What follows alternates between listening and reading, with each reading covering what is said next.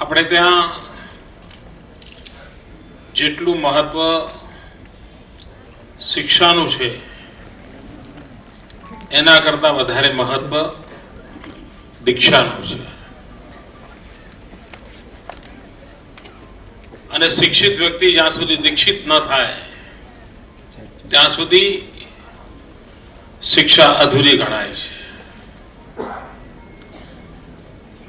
આમ શાસ્ત્રોમાં જોઈએ તો છેક તૈત્રેય ઉપનિષદમાં પહેલી વાર આ પ્રકારનો દીક્ષાંત સમારોહ નોંધાયેલો છે. પરંતુ આપણે ત્યાં પરંપરાગત રીતે ગુરુકુળની જે શિક્ષા પરંપરા હતી એમાં વિદ્યાર્થીનું શિક્ષણ પૂર્ણ થાય પછી ગુરુજન અનેક કસોટીઓમાં તેને પાર કરતા હતા. અનેક એવા સહજ આયોજનો કરે કે એને પસાર થતા થતા નિત્યક્રમ દરમિયાન પોતે જે શીખ્યા છે એનો અમલ કરી બતાવવો પડે. અને ખબર પણ ન હોય કે અહીં જે હું કરી રહ્યો છું મારી કોઈ કસોટીનો ભાગ છે. અને એનું બહુ જ માઇન્યુટ ઓબ્ઝર્વેશન થતું અને એના પછી એ ડિગ્રીધારી બનતા અને પછી એને જીવનના અન્ય આશ્રમ તરફ જવા માટેની પરવાનગી મળતી. મિત્રો, વિદ્યાર્થી કાળ ઉત્તમ સમયગાળો હોય છે. આમ એક વાતનો આનંદ આવે કે ભાઈ આજે અહીંથી ડિગ્રીધારી બનીને આપણે સમાજમાં જઈ રહ્યા છીએ. પણ એના સાથે જ એક મોટી જવાબદારી શરૂ થતી હોય છે. તમે વિદ્યાર્થી હો ત્યારે મિત્રો વચ્ચે સમાજ વચ્ચે ઉભા હોય તો પરિચય કરાવો કે ભાઈ હું આના ઘરમાં ભણું છું, એટલે પછી લાંબા પ્રશ્નો ન પૂછે, ભણો છું, વાત પૂરી થઈ જાય. પણ જે પડે તમે એમ કહો કે હવે હું ગ્રેજ્યુએટ થઈ ગયો છું એટલે તરત જ પ્રશ્ન હતો હવે શું કરો છો, હવે શું કરવાના છો, શું વિચાર્યું છે. અને નોકરીની બાબતમાં એ ચાલુ થાય, છોકરીની બાબતમાં એ ચાલુ થાય, છોકરી માટે છોકરા માટે ચાલુ થાય. સહજ છે. ભણતા હોય ત્યાં સુધી કોઈ ટેન્શન નહીં, કોઈ પૂછે નહીં. અને એટલા માટે ઘણા લોકો શું કરે, બીજો કાંઈ ના મેળ પડે ત્યાં સુધી સીએ ની અંદર એન્ટ્રી લઈ લે. એટલે બીજું કાંઈ ગોઠવાય નહીં તો કહેવા ચાલે શું કરો, સીએ કરું છું. અનએન્ડિંગ પ્રોસેસ છે. મિત્રો, વિદ્યાર્થી હોઈએ ત્યારે જીવનમાં અનેક લોકો હોય છે જે આપણને માર્ગદર્શન કરતા હોય છે. એક પ્રકારે પ્રોટેક્ટેડ લાઈફ હોય છે. પરિવારમાં પરિવારજનો ચિંતા કરતા હોય, કુટુંબ સાથે સંબંધિત વડીલો ચિંતા કરતા હોય, શિક્ષણ સંસ્થાની અંદર ઇવન પટાવાળો પણ ઘણીવાર આપણને ગાઈડ કરતો, ના ના ભાઈ આ ન કરાય એવું કહેતો. તમે અનુભવ્યું હશે મિત્રો. અને આપણને પણ એમ થાય કે આ પટાવાળાને સમજણ પડે છે, મને નહોતી પડી. શિક્ષક ગણ પણ આપણને ગાઈડ કરે કે ભાઈ આ કરાય આ ન કરાય. અને એના કારણે આપણે નિશ્ચિંત હોઈએ છીએ. કોઈ પણ ભૂલ થાય તો ક્યાંક કોઈ રોકનાર કોઈ ટોકનાર વ્યવસ્થા હોય છે. અને એના કારણે મોકળા મને ડગ મારવાની હિંમત આવતી હોય છે. પણ જે પળે આ અવસ્થામાંથી બહાર આવીએ ત્યારે પ્રત્યેક પળ નિર્ણય જાતે કરવો પડતો હોય છે. આજુબાજુ જોઈએ ત્યારે કોઈ શિક્ષક ઉભા નથી હોતા. સમાજની આપણા તરફ જોવાની એક આખી માનસિકતા બદલાની હોય છે. અને એક પ્રકારે એક કસોટી કાળનો આરંભ થતો હોય છે. આજે જે લોકો પદવી પ્રાપ્ત કરી રહ્યા છે બધા મિત્રો જીવનના કસોટી કાળની અંદર પગરણ માંડી રહ્યા છે. અને ત્યારે કસોટી શરૂ થાય છે. એ વખતે પ્રત્યેક પળ બચપણથી આજ સુધી જ્યાં જ્યાં શિક્ષણ પ્રાપ્ત કર્યું હશે, જે ગુરુજનો પાસેથી કાંઈ શીખ્યા હોશું, એની આખી કથા મનમાં ડગલે ને પગલે યાદ આવતી હોય છે. કંઈક કરવા જઈએ ત્યારે વિચાર આવે, હા યાર ક્લાસરૂમમાં સાહેબે પેલી વાત તો કઈ હતી. ક્યાંક ઇન્ટરવ્યુ આપવા જવાનું કોઈ પ્રશ્ન આવે તરત વિચાર, હા યાર સાહેબે કહ્યું તો હતું પણ આજે યાદ નથી આવતું. ડગલે ને પગલે આ કાર્યકાળ તમને યાદ આવશે મિત્રો. અને એ અર્થમાં જેમના દીક્ષાંત સમારોહ થઈ રહ્યો છે, પરંતુ જે લોકો ભવિષ્યના દીક્ષાંત સમારોહના સ્વાભાવિક દાવેદાર છે, એ લોકો પણ એ બેઠા છે, એમને પણ એમાંથી પ્રેરણા મળે, હા ભાઈ જીવનની શરૂઆત અઘરી હોય છે. ડગલે ને પગલે જીવનમાં પ્રત્યેક કસોટીમાંથી પાર થવું પડતું હોય છે. હું ઈચ્છીશ કે વીર નર્મદના નામ સાથે જોડાયેલા યુનિવર્સિટીના આપણે વિદ્યાર્થી છે ત્યારે બીજું કાંઈ કરી શકીએ ન કરી શકીએ મિત્રો, નર્મદનું એક વાક્ય જીવનમાં ઉતારીએ, ડગલું ભર્યું કે ના હટવું.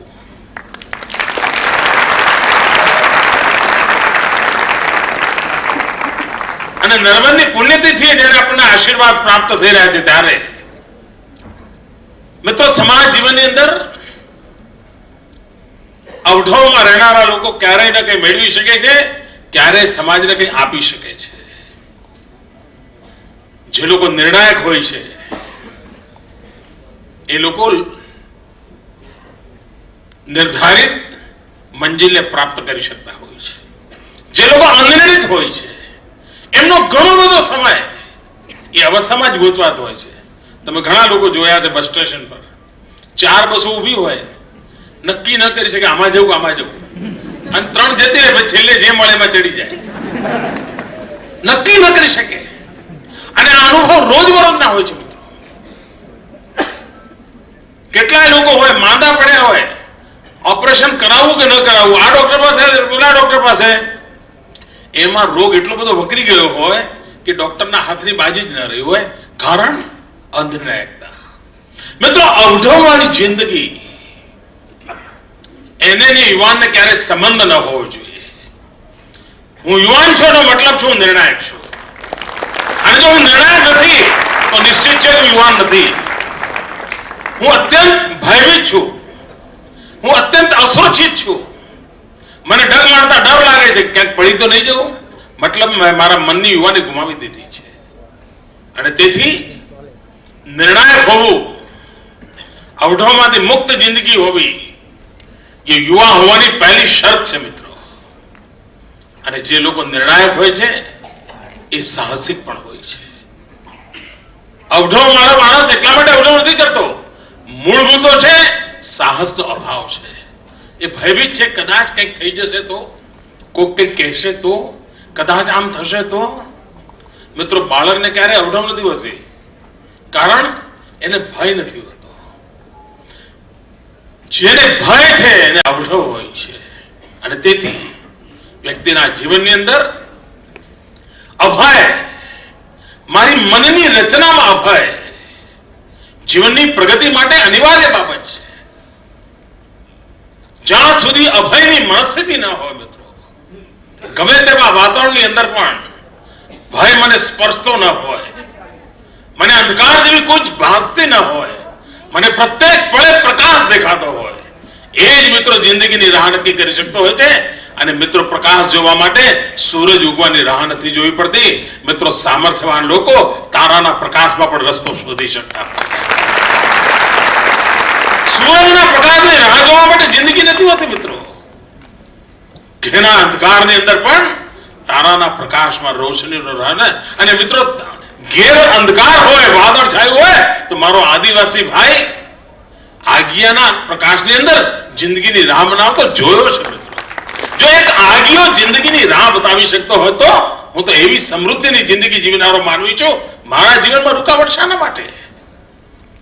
આ જો સંકલ્પ શક્તિ હશે તો જીવન બદલી શકાતું હોય છે મિત્રો. ઘણીવાર સમાજ જીવનમાં આપણે જ્યારે કામ કરતા હોય છે ત્યારે તમને એમ લાગતું હશે કે મારા બાપુજીએ ફી ભરી હતી, એના કારણે હું ગ્રેજ્યુએટ થયો છું, એના કારણે આજે પદવી પ્રાપ્ત કરું છું. એવું નથી દોસ્તો. હું વાંચતો હતો, રાત્રે મોડે સુધી વાંચતો હતો, માટે હું હવે પદવીધારી બન્યો છું એવું નથી. પરીક્ષાના દિવસમાં સારામાં સારી ફિલ્મ પણ મેં જતી કરી હતી માટે પાસ થયો છું એવું છે? એવું નથી મિત્રો. અનેક લોકોએ મારી જિંદગી ઘડવા માટે કંઈ ને કંઈ યોગદાન આપ્યું છે. હું કોલેજમાં કંટાળ્યો હોઈશ અને કોઈક વાર કેમ્પસમાં બહાર જઈને કોઈ ઝાડના છાયામાં નાની કેટલી લઈને કોઈ ચા બનાવનારો બેઠો હશે, મેં એની ચા પીધી હશે, મેં તાજગી અનુભવી હશે, ફરી ક્લાસરૂમમાં આવ્યો હોઈશ. આજે પદવી લેતી વખતે એને પણ યાદ કરજો.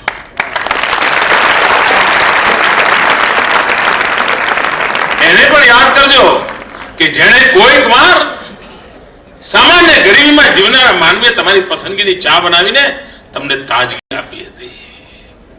મિત્રો, કોઈ વાર પરીક્ષામાં દોડવા જતા હશો, બસ ચૂકી ગયા હશો, મોડા પડ્યા હશો અને તમે ડ્રાઈવરને વિનંતી કરી છે સહેજ જરા દબાવજે ને ભાઈ, ઝડપી ચલાવજે ને, મારે પરીક્ષામાં પહોંચવાનું છે, અને ડ્રાઈવરે રિસ્ક લઈને કદાચ તમને પહોંચાડ્યા હશે.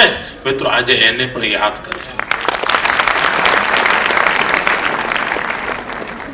મિત્રો, તમે જે ખુરશી પર બેસીને, જે બેન્ચ પર બેસીને ભણતા હશો, એ બેન્ચ સાફ કરવા માટે કોઈ પટાવાળાએ પોતાની આખી જિંદગી ખપાવી દીધી હશે. એ પટાવાળાને યાદ કરજો. મિત્રો, કેટલા લોકોનું યોગદાન હોય છે, કેટલા લોકોના પ્રયત્નને પરિણામે હું જિંદગીમાં કંઈક પ્રાપ્ત કરી શકતો હોઉં છું. એનો અર્થ એ તો સમગ્ર સમાજનું મારા પર ઋણ હોય છે.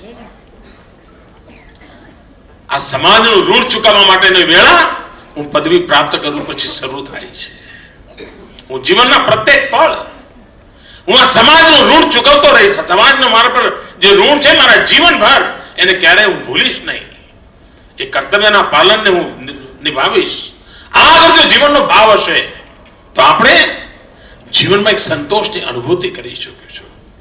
મિત્રો, આપ પદવીદાન સમારંભમાંથી વિદાય થઈ રહ્યા છો ત્યારે અગર જો આપ વિદ્યાર્થી મટી ગયા તો આપ સમજી લેજો કે આપ જીવન તરફ નહીં, મૃત્યુ તરફ પ્રયાણ કરી રહ્યા છો. હું બહુ જવાબદારીપૂર્વક મિત્રો વાત કરું છું. અગર જો અહીંથી નીકળતાની સાથે તમે એમ માની લીધું કે તમારો વિદ્યાર્થી કાળ પૂરો થઈ ગયો, એનો અર્થ એ થઈ ગયો કે તમારો જીવનકાળ પૂરો થઈ ગયો, તમારો મૃત્યુકાળ પ્રારંભ થઈ ગયો છે. મિત્રો, વિદ્યાર્થી જીવન પર્યંત અંદર જીવતો હોવો જોઈએ. જીવનના અંત સુધી વિદ્યાર્થી જીવતો હોવો જોઈએ. આપણી ભીતર જો વિદ્યાર્થી ન જીવતો હોય તો જીવનની વિકાસ યાત્રા અસંભવ છે. મિત્રો, જીવનમાં ઠહેરાવ આવી જાય છે, અને કોઈ યુવાન એવો ન હોઈ શકે કે જેના જીવનમાં ઠહેરાવ હોય, જીવનમાં નિરંતર વિકાસ યાત્રા હોય. અને તેના માટે અનિવાર્ય છે પ્રત્યેક પળ હું વિદ્યાર્થી છું. પ્રત્યેક પળ જાણવાની મારી કોશિશ છે, મારી જિજ્ઞાસા છે. પ્રત્યેક પળ મારામાં શીખવાની મનોવૃત્તિ છે. અને જીવનના મૂળભૂત તત્વોને જીવનની સાથે બાંધવા પડે.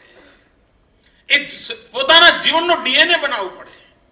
વિદ્યાર્થી અવસ્થા, મનની વિદ્યાર્થી અવસ્થા એ આપણો પોતાનો ડીએનએ હોવો જોઈએ. અને એ જો હોય તો જ જીવનમાં પ્રગતિની શક્યતા બનતી હોય છે. ભાઈઓ બહેનો, આ વર્ષ સ્વામી વિવેકાનંદજીની 150મી જયંતિનું વર્ષ છે. અને 150મી જયંતિનું વર્ષ જ્યારે ઉજવી રહ્યા છે ત્યારે ગુજરાતે, રાજ્ય સરકારે પોતે યુવા શક્તિ વર્ષ તરીકે મનાવવાનું નક્કી કર્યું છે. અને એમાં પણ યુવા શક્તિ એટલે માત્ર નિબંધ સ્પર્ધાઓ થાય કે વક્તૃત્વ સ્પર્ધાઓ થાય એટલાથી અટકવું નથી. એક ફોકસ કર્યું છે કૌશલ્યવર્ધન, હુન્નર. મિત્રો, જીવનની અંદર જ્ઞાનની સાથે હુન્નરની એટલી જ આવશ્યકતા હોય છે. અને જો હુન્નર ન હશે તો જ્ઞાન ઘણીવાર એક ખાબોચિયામાં વાસ કરતું થઈ જતું હોય છે. મને એક ઘટના મેં ઘણી વાર એનો ઉલ્લેખ કર્યો છે, આજે ફરી કરવા માંગુ છું. એકવાર દાદા ધર્માધિકારી વિનોબાજીની સાથે એમના સાથીદાર હતા, ગાંધી વિચારના ચિંતક હતા. એમના ઘણા પુસ્તકો જો વાંચવા જેવા છે. દાદા ધર્માધિકારી એક જગ્યાએ લખ્યું છે કે એકવાર એક યુવાન મને મળવા આવ્યો અને મને કહેતો હતો, દાદા કંઈક નોકરીનું કરી આપો ને. તો દાદા એને પૂછ્યું, ભાઈ તને શું આવડે છે? તો પેલા યુવકે જવાબ આપ્યો, હું ગ્રેજ્યુએટ છું. એમણે કહ્યું એ તો બરાબર છે, પણ તને શું આવડે છે? એટલે એને ફરી કહ્યું, ના હું ગ્રેજ્યુએટ છું. પછી પોતાની બેગમાંથી સર્ટિફિકેટ બતાવ્યું ને એમણે કહ્યું એ તો બરાબર છે, તું ગ્રેજ્યુએટ છે, પણ તને આવડે છે શું? ફરી એણે કહ્યું, સાહેબ હું ગ્રેજ્યુએટ છું. દાદાએ કહ્યું, ભાઈ એ તો બધું બરાબર, તું મને એમ કે તને ડ્રાઇવિંગ આવડે છે? તો કે ના. તને ટાઈપરાઇટર આવડે છે? તો કે ના. તને રસોઈ બનાવતા આવડે છે? તને તરતા આવડે છે? ના કે પણ હું ગ્રેજ્યુએટ છું, મારી પાસે સર્ટિફિકેટ છે. મિત્રો, ડિગ્રીની સાથે જીવન કૌશલ્ય અનિવાર્ય હોય છે. અને એ વાતને ધ્યાને રાખીને ગુજરાતમાં સ્વામી વિવેકાનંદજીના 150 વર્ષ નિમિત્તે સમગ્ર રાજ્યમાં કૌશલ્ય વર્ધન માટેનું એક મોટું અભિયાન આપણે ચલાવવાના છે. દરેકને કોઈને કોઈ એક્સ્ટ્રા ટેલેન્ટ હોય, કોઈને એક્સ્ટ્રા આવડત હોય, કોઈને કોઈ હુનર એને આવડતો હોય, એ આત્મબળે જીવી શકવાનું એને સામર્થ્ય મળે.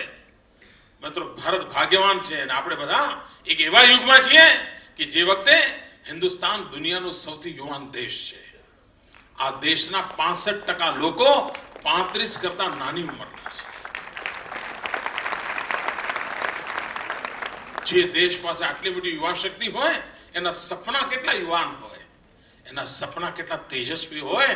આ યુવાન સપના, યુવાન તેજસ્વી સપના સાથે આ ભારત માતા વિશ્વગુરુ બને, એ સ્વામી વિવેકાનંદનું સ્વપ્ન સાકાર કરવા માટેનો યુગ આપણા હયાતી કાળમાં આવ્યો છે. એ જો યુવાનના મનની અંદર આપણે પ્રગટાવી શકીએ તો આવડો મોટો દેશ, 120 કરોડની જનસંખ્યા, 65% નવજવાનોથી ભરેલો દેશ, મિત્રો એના કૌશલ્ય દ્વારા, એની ક્ષમતા દ્વારા, એના જ્ઞાન દ્વારા, એની બુદ્ધિ દ્વારા એ વિશ્વ વિજેતા બની શકે એવું સામર્થ્ય ધરાવતો હોય છે. અને વિવેકાનંદજીનું સપનું હતું કે હું મારી આંખો સામે જોઉં છું, હું મારા આંખો સામે જોઉં છું, આ ભારત માતા કોઈને કોઈ દિવસ જગતગુરુના સ્થાને બિરાજમાલી મને દેખાય છે. મિત્રો, વિવેકાનંદજીનું સપના 150 વર્ષ વીતી ગયા, આપણા માથે પૂર્ણ કરવાની જવાબદારી છે. એક યુવાન તરીકે સંકલ્પ લઈને આપણે નીકળીએ તો ભારત માતાને જગતગુરુના સ્થાને વિરાજિત કરી શકીએ. મિત્રો, ગુજરાતમાં શિક્ષણની જે આલેખ જગાવી છે એના સુફળ જોવા મળી રહ્યા છે. કન્યા કેળવણીનું અભિયાન ચલાવ્યું, પ્રવેશોત્સવ ચલાવ્યો. જે દિવસોમાં કામની મેં શરૂઆત કરી હતી 8-7 વર્ષ પહેલા, ત્યારે લોકોનો અંદાજ નહોતો કે આ બધી ચીજો ચાલે છે શું. મિત્રો, આજે સ્થિતિ એવી છે કે ઉચ્ચ શિક્ષણમાં એટલા મોટા પાયા પર લોકો જઈ રહ્યા છે. વંચિતો, દલિતો, આદિવાસીઓ મોટા સંખ્યામાં જઈ રહ્યા છે.